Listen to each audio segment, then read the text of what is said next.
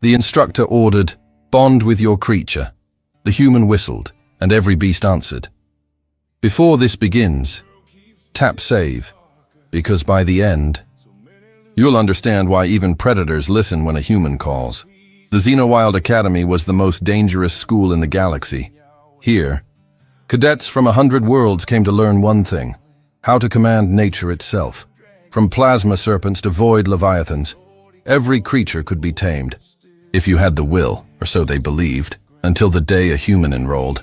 Her name was Cadet Mara Keen, quiet, thin, with calloused hands and a smile that didn't quite reach her eyes. Most thought she was a clerical error. Humans weren't supposed to attend the academy. They didn't even have registered fauna on most of their worlds anymore. The instructor, a 7-foot scaled veteran named Kralthor, laughed when he saw her. "Human. You're here to study beasts?" "Yes, sir. Do you even have beasts?" Mara hesitated, then shrugged. "A few," the class chuckled. The word human was whispered with amusement. Prey species, soft-skinned, good with machines maybe, but not with teeth. Kralthor motioned toward the training field. "Let's begin." The gates opened. Out strode the first creature, a Virex, a predator bred in storms. Scales like lightning glass, 6 red eyes glowing with hunger. Each cadet was assigned a beast. Each was told to bond, through dominance or empathy. One by one, they tried. One by one, they failed. The Virex snapped, hissed, roared, and every cadet retreated behind energy shields. Then it was Mara's turn. Kralthor grinned. "Your creature awaits, human." "Try not to die too fast." Mara stepped forward. No armor, no weapons, just a faint whistle between her lips. At first, the Virex ignored her, then its head tilted. She whistled again, soft, rhythmic, almost like a lullaby. And the impossible happened. The Virex sat down. The entire class went silent. Mara walked forward, hand out. Calm as starlight, the creature lowered its head until her palm rested between its eyes. "Good girl," she whispered. Kralthor's jaw dropped. "What? What did you just do?" She smiled slightly.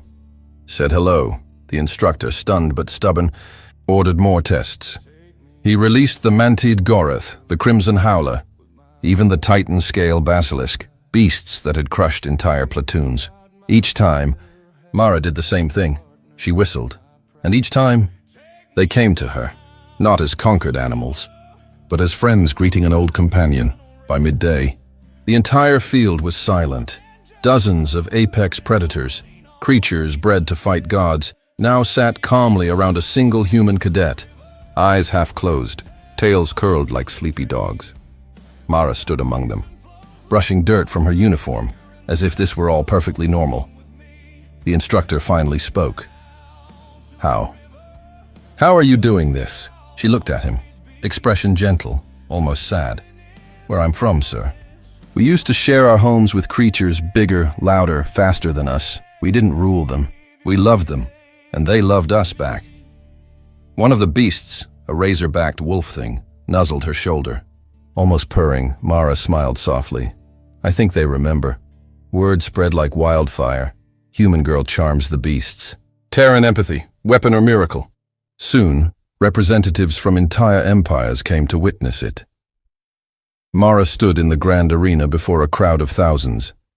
The instructor, trembling with awe, gestured to the release gates. "Very well. Cadet, if you are what they say you are. Call them." Mara tilted her head. Wind brushing through her hair. Then she whistled, a single clear note, rising, falling, carrying something ancient. The ground shook, from the pens, the forests, the distant mountains. Every creature within 10 miles answered, rumbling, roaring, chirping, singing, predators that would never tolerate one.